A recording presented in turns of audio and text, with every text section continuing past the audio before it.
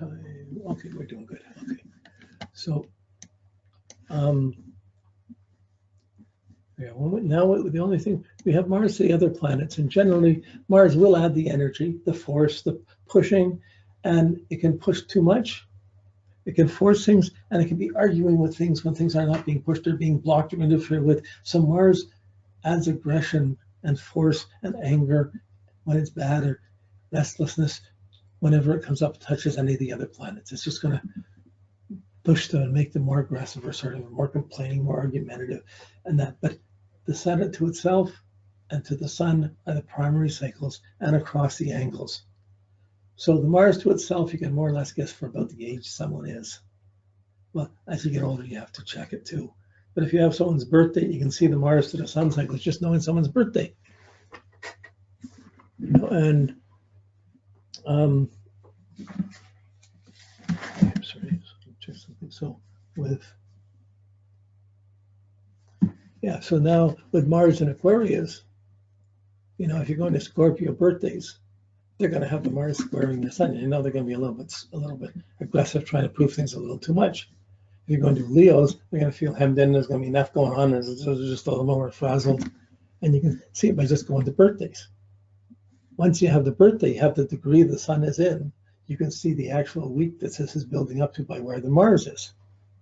And this is the thing where, you just get to know these things. So you pretty well should have Mars in each sign memorized for the next 2 years and for the last 2 years.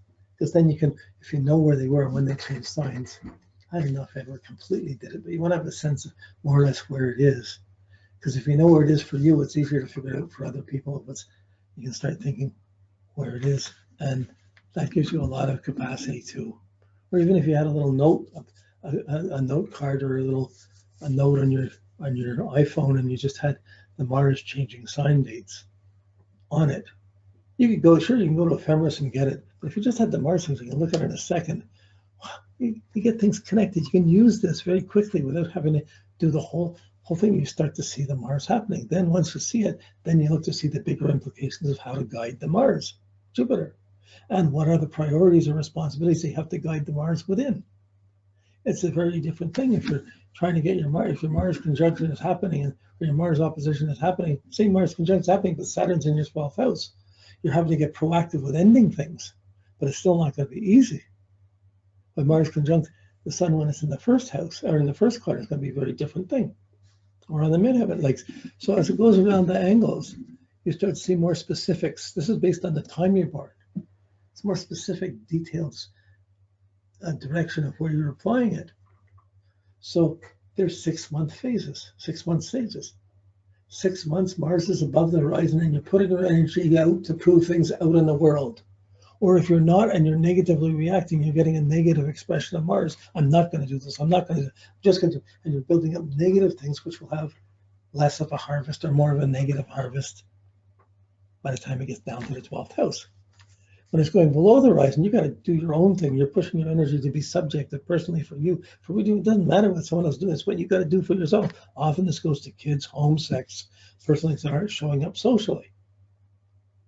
So if you put the energy below the horizon towards your personal world, and you spend a year doing that, then it starts to affect what you're doing personally. Is going to start affecting what you're doing outwardly, because Mars takes up time. Saturn, there's only so much you can do without running the limits, or without affecting. Can't do anything without affecting someone else or something else. So this is how you navigate around. So the phase when it goes from objective above the horizon, 1 year above the horizon, to hits ascendant.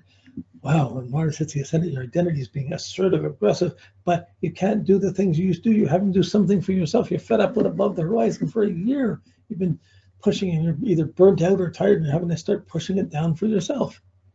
You have to start doing some things for yourself. You may or may not want to. Your confidence may be done or not done, but you're having to force yourself to do some things for yourself, not just fitting into outwardly. If you're just fitting outwardly, you don't deal with this, you build up a bigger repression subjectively, which will blow up at every time it touches an angle or makes an aspect.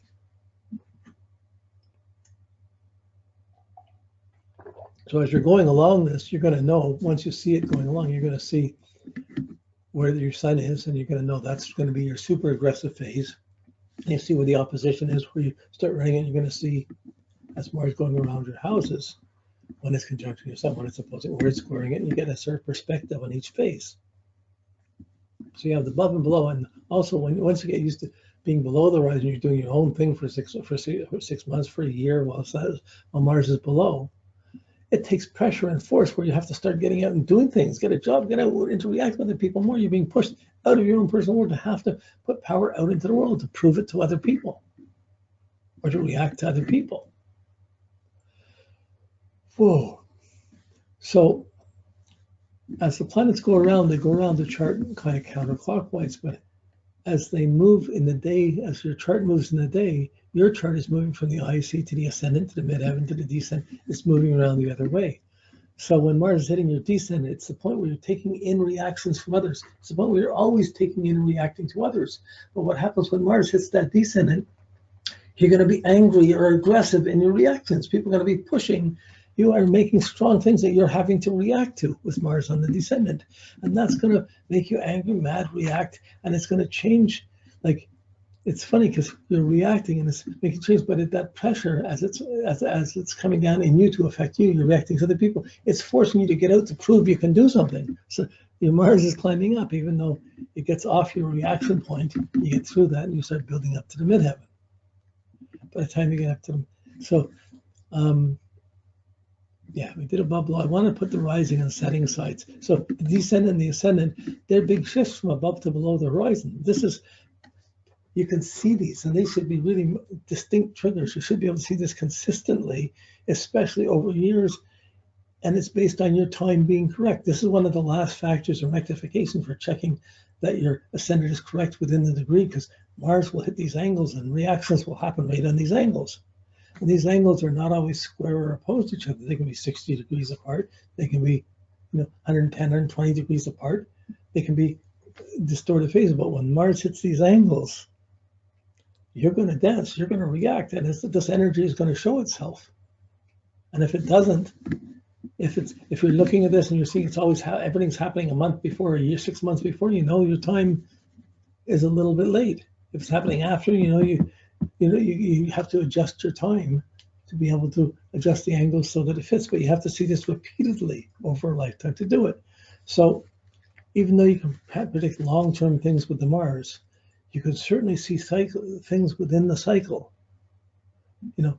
In my consultation, probably 80% of my advice to people is based on Saturn, and I solve most of the problems just tuning them into the Saturn cycle. When someone's really got a violent or aggressive or angry thing, I have to tune into the Jupiter and the Mars and work within the 2-year cycle. A lot of young people under 18 or under 24, they're living in their Mars cycles. They're trying to push their Mars. They haven't really clued into their Jupiter or Saturn yet. And you have to get into just the extremes of what aggression can do within a 2-year cycle. Like Romeo and Juliet were 16. Antony and Cleopatra, when she was the queen and he was running the army, is 16 years old. Life and death things, peak things, powerful things happening. That's Mars situations. So as we're growing, as we're making things happen, we're forcing things on others, or we're not making it happen that well. People are fighting us or pushing back, and this is the adrenaline of this is our Martian competitiveness, angry, and sometimes a great force can force you to do things better and make you stronger. What doesn't kill you makes you stronger. But in the meantime, it doesn't make you happier. Okay? Anger management, this is Mars. But when it goes over the descendant, you're being pushed from being inside your own world to have to push out, to go out, put the energy out to affect other people more.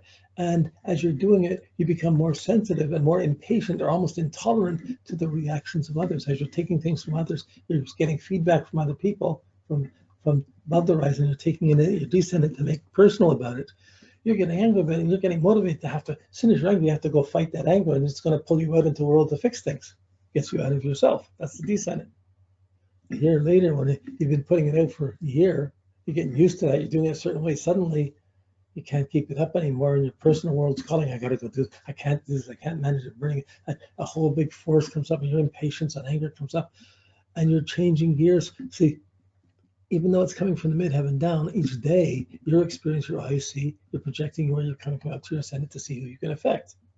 How you're projecting out. So as Mars sits there, you start projecting more and more and more, but you're doing it less and less sophisticatedly, less and less in context to other people, and more to do your own thing.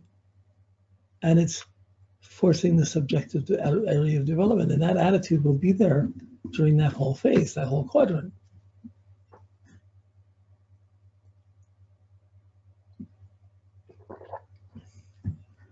Now, okay, so that's the difference between going from above the horizon to below. At the same time, the MCIC, the line of power, that subjective power and objective power, social position or status, and subjective depth from within, inner integration. So one is the social integration in the midheaven, and one is personal, how to hold things together within yourself. So when Mars hits there, for a year, Mars will be on the rising side of your chart.